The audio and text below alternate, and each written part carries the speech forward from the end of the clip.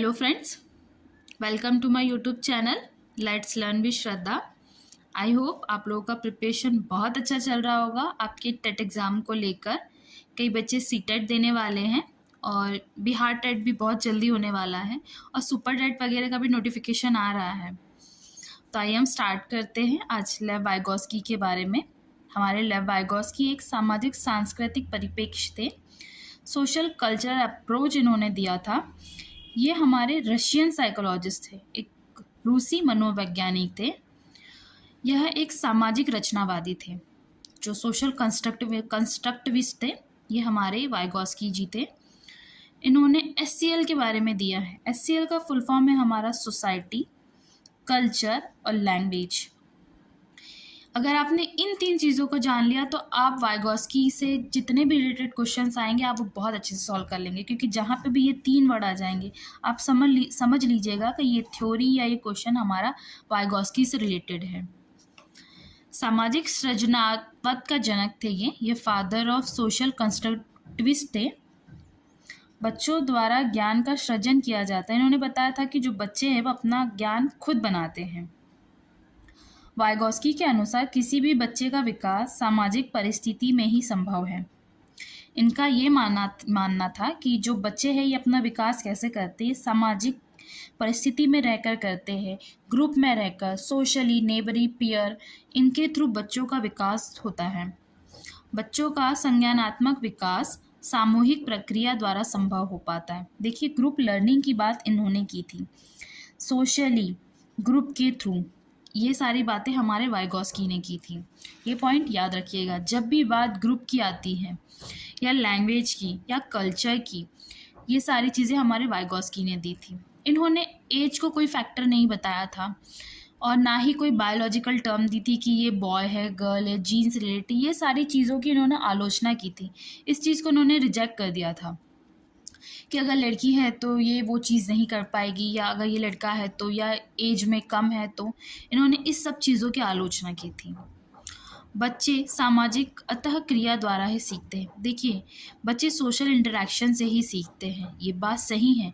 अगर बच्चा घर में रहेगा तो उसे नई चीज़ें कैसे सीख पाएगा, वो बाहर की चीज़ें जान नहीं पाएगा। अगर बच्चा बाहर जाता है या यूँ के स्कूल जाता है तो काफ़ी चीज़ें बच्चा सीखता है, अपने पीयर से सीखता है, टीचर से सीखता है, ग्रुप्स, ये सब चीज़ों से बच्चा बहुत अच्छे से सीखता है। वाइगोस्की के अनुसार विकास एक सतह प्रक्रिया है जो जीवन पर्यंत चलती है। ये बात एकदम सही है। जो हमारा डेवलपमेंट है वो कंटिन्यूअस है। जैसे कि इसके सीडीपी के जो पहला वीडियो था उसमें भी मैंने आपको बताया था डेवलपमेंट और लर्निंग से रिलेटेड, तो उसमें भी यही बताया गया था जो हमारा डेवलपमेंट है ये लाइफ लॉन्ग है, ये कंटिन्यूअस प्रोसेस है। तो जो हमारे वाइगोस्की हैं उन्होंने भी यही बताया था कि जो डेवलपमेंट है वो कंटिन्यूअस है। बात करते अगर हम जीन पियाजे की, तो जीन पियाजे ने ये बताया था कि हमारा जो डेवलपमेंट है वो डिसकंटिन्यूअस है, कभी बढ़ रहा है, कभी कम हो रहा है, इन्होंने ऐसा बताया था।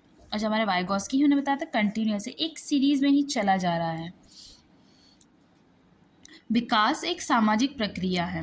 विकास हमारा ऑब्वियसली एक सामाजिक प्रक्रिया सोशली है, जो सामाजिक अंतःक्रिया पर निर्भर करती है, जो सोशल इंटरेक्शन पर डिपेंड है, तथा सामाजिक अंतःक्रिया के फलस्वरूप संज्ञानात्मक विकास संभव है। जब सोशल इंटरेक्शन होगा या इंटरनाइजेशन होगा तो ही डेवलपमेंट होगा। जैसे कोग्निटिव डेवलपमेंट किससे होता है, तो ऑब्वियसली सोशल इंटरेक्शन से होता है।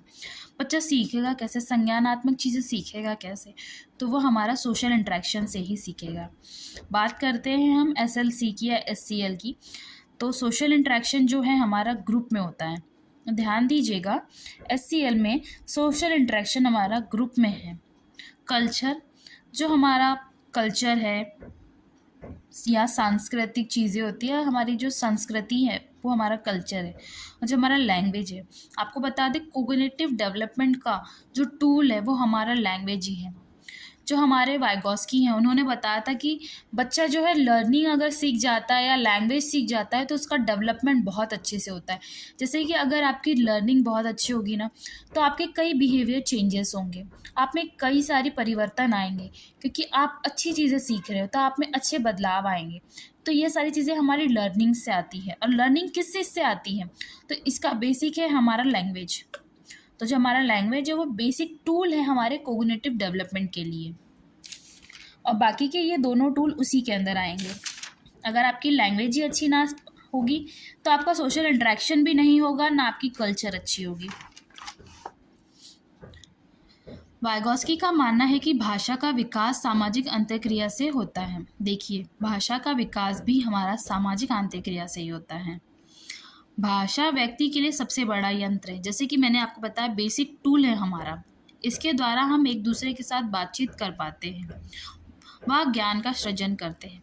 जैसे कि मैंने बताया, जब हमारी लैंग्वेज ही अच्छी होगी तो हमारी लर्निंग भी बहुत अच्छी होगी, साथ ही हमारा डेवलपमेंट भी बहुत अच्छा होगा। और अगर हमारी लैंग्वेज अच्छी होगी तो हमारा कल्चर और सोशल इंटरेक्शन भी बहुत अच्छा होगा, हमारा पीयर ट्यूटोरियल भी बहुत अच्छा होगा। भाषा हमारी 3 टाइप की है। यहाँ से भी क्वेश्चन आ जाता है, कई बार आपसे पूछ लेता है कि भाषा के कितने रूप हैं, वो कई ऑप्शंस दे देता है, उसमें से आपको राइट ऑप्शन चूज़ करना होता है। तो याद रखिएगा, ये 3 टाइप की होती हैं।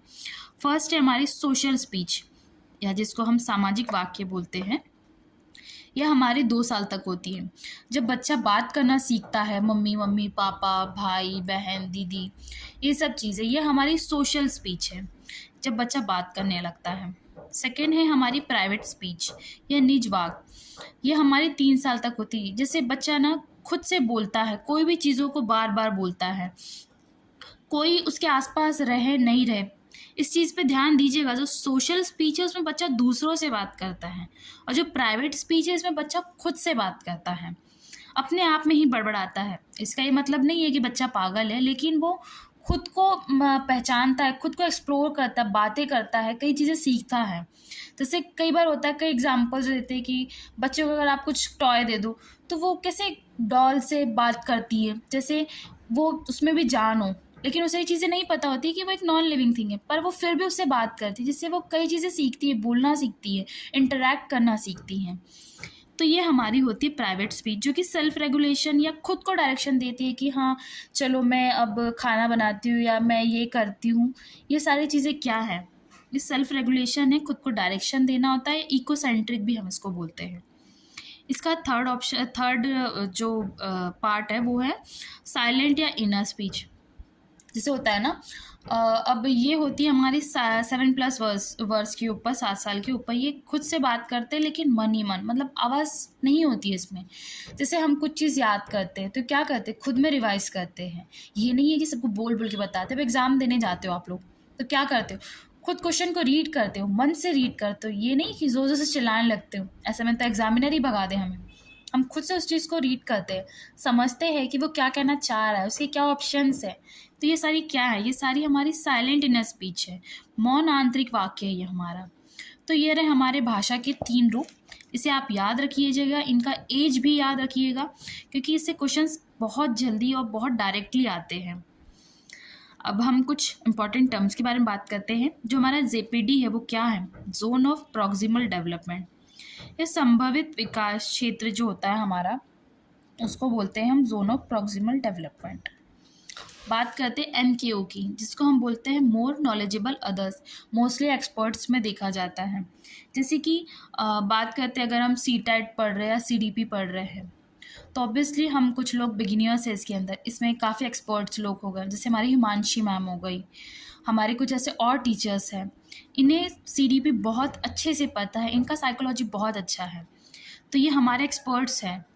तो ये हमारे आएंगे एमकेओ में, मतलब वो इंसान जो हमसे ज़्यादा उस एरिया में जानता है, वही हमारे एमकेओ होते हैं।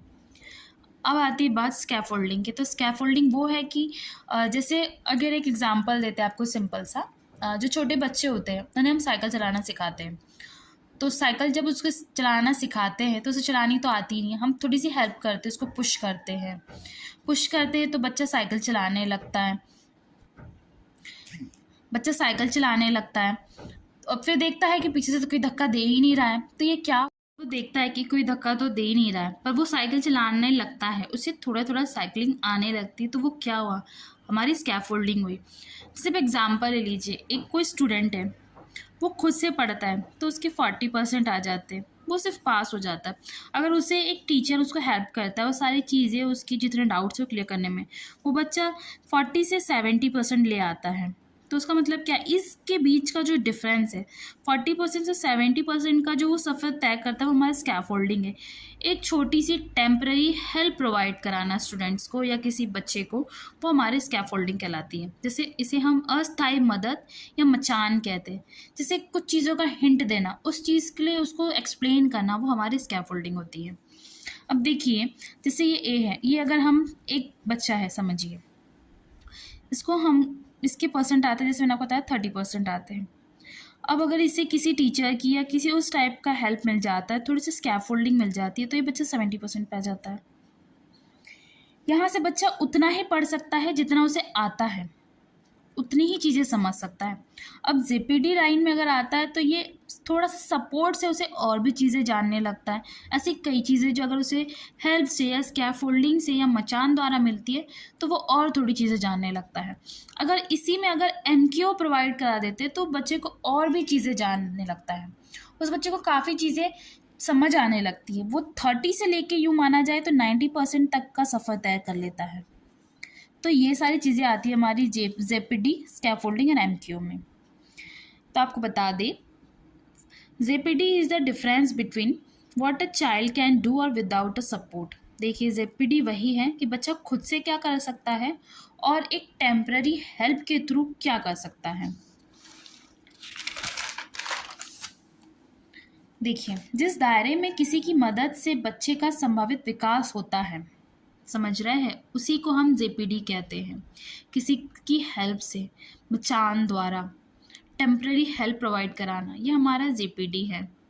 अगर बात करते हैं एमक्यू की, ये एक छोटा सा या बड़ा जो उस इंसान के द्वारा हमें ज्ञान मिलता है जो उस चीज़ में या उस पर्टिकुलर फील्ड में बहुत एक्सपर्ट है, हमसे कहीं ज़्यादा जानता है, वो हमारे एमक्यू कहलाते हैं।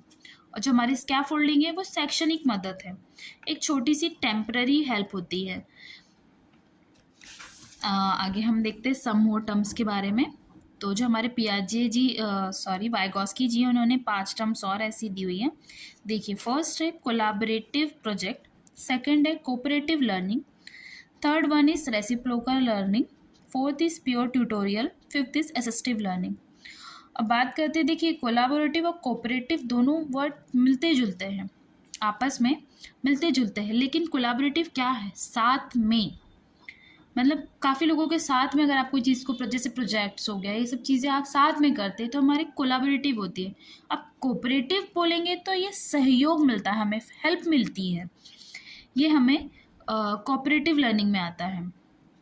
या ग्रुप में हम सीखते हैं कुछ चीज़ों को, सीखना ग्रुपिंग में किसी की हेल्प से, इसमें हो सकता है टीचर्स भी ऐड हो जाए। जैसे अगर हम क्लास में पढ़ रहे हैं तो क्लास में तो बच्चे हैं, बच्चों के साथ हमारे टीचर भी हैं, तो ये हमारे कोऑपरेटिव लर्निंग में आ जाता है। बात करते हैं असिस्टिव लर्निंग की, जैसे इंटर्नशिप करते हैं। इंटर्नशिप में क्या होता है, हम कई चीज़ें सीखते हैं, हमें कई एक्सपर्ट सिखाते हैं कि कैसे क्या करना है, तो हमारे असिस्टिव लर्निंग में आता है। पीयर ट्यूटोरियल क्या है, सहपाठी अधिगमन, काफ़ी बार ये क्वेश्चन पूछ लेता है पीयर ट्यूटोरियल का भी। तो क्या होता है, पीयर क्या होता है, खुद के एज के, जैसे क्लास में है, ये सारे हमारे पीयर्स हैं, तो पीयर्स में जो चीज़ सीखते हैं, जैसे कोई बच्चा बोलेगा कि मुझे ये क्वेश्चन नहीं आ रहा है अपने फ्रेंड से, तुम मुझे सॉल्व करवा दो या मुझे सिखा दो कि कैसे सॉल्व करना है, कैसे याद करना है, तो ये हमारी पीयर ट्यूटोरियल हो गई। और अगर इसी में अगर आपके टीचर्स ऐड हो जाते हैं, अगर ये बच्चा टीचर से हेल्प ले लेता है तो वो हमारी कोऑपरेटिव लर्निंग हो जाती है। अगर ये बच्चे ही आपस में सीख रहे हैं तो हमारी पीयर ट्यूटोरिंग होएगी। अब रेसिप्रोकल लर्निंग क्या है, तो परस्पर शिक्षण, रिपीट करना उसी चीज़ को। तो ये रहा आपका आज का छोटा सा वीडियो जिसमें हम लोगों ने लेव वाइगॉस्की के बारे में पढ़ा है। अगर आपको ये वीडियो पसंद आया हो तो प्लीज़ लाइक कीजिएगा और मेरे चैनल को सब्सक्राइब कीजिएगा। मैं ऐसे ही कई वीडियोस और कंटेंट्स आपके लिए लेकर आते रहूँगी। इसका पीडीएफ मैं अपने टेलीग्राम चैनल पर पीडीएफ बनाकर सेंड कर दूँगी, आप लोग वहाँ से डाउनलोड कर लीजिएगा। और प्लीज़ बीच में जैसे थोड़ी बहुत मिस्टेक्स हो जाती है तो उसको माइंड नहीं कीजिएगा। बाकी मैं आपकी हेल्प करने की पूरी से पूरी कोशिश करती हूँ। मेरे कंटेंट्स और मेरी मेहनत पे भी थोड़ा ध्यान दीजिएगा और लाइक और सब्सक्राइब भी कीजिएगा। Thank you so much.